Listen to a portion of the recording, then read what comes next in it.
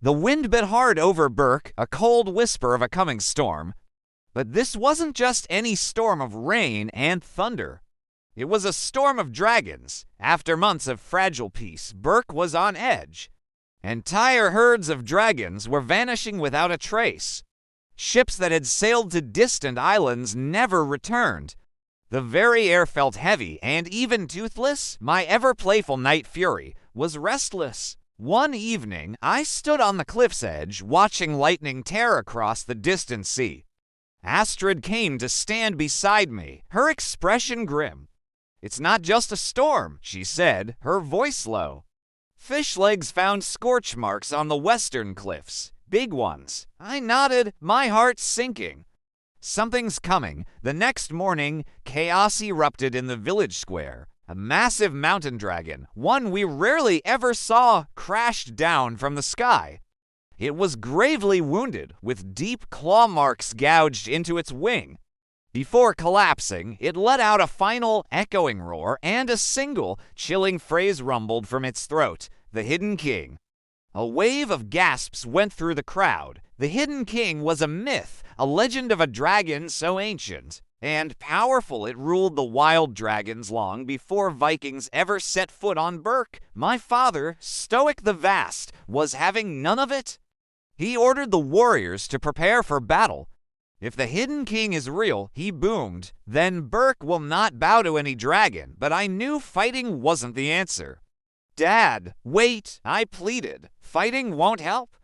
If he's attacking, there has to be a reason. Dragons don't go to war unless something is terribly wrong." But he wouldn't listen.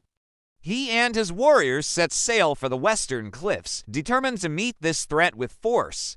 That night, sleep was impossible. I looked at Toothless, his big green eyes filled with worrying. "We can't let them go alone, Bud," I whispered.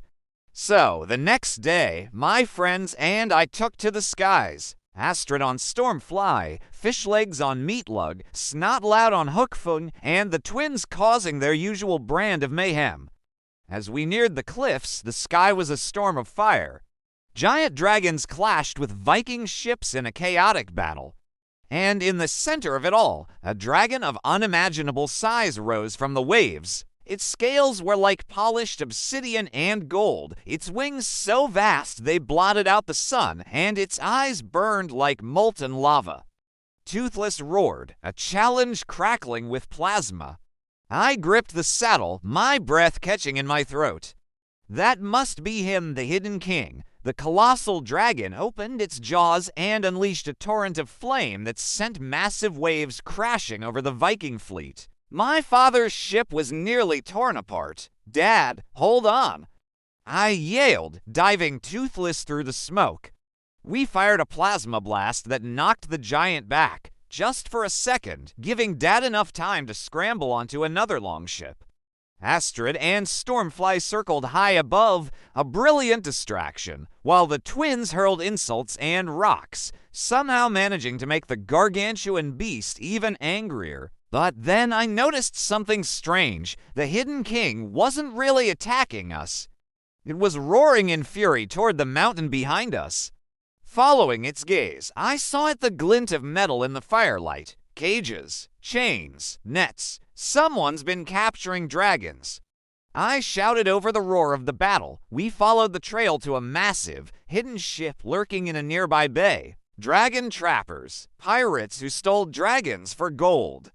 They had raided the Hidden King's nest. He's not the enemy, I realized, turning to my friends. He's trying to protect his family.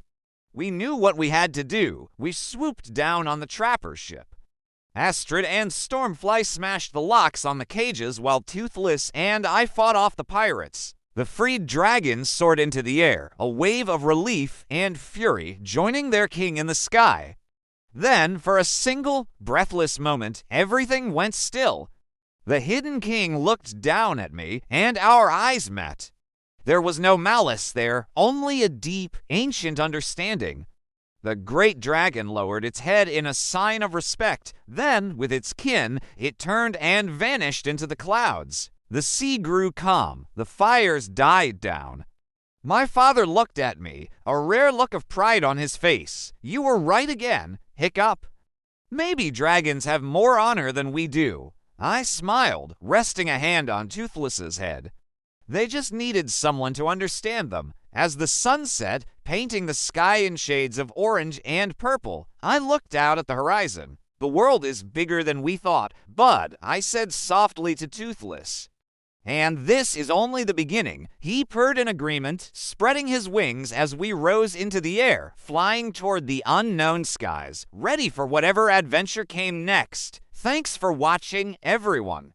If you enjoyed our story, don't forget to like and subscribe for more adventures from the edge. We'll see you next time.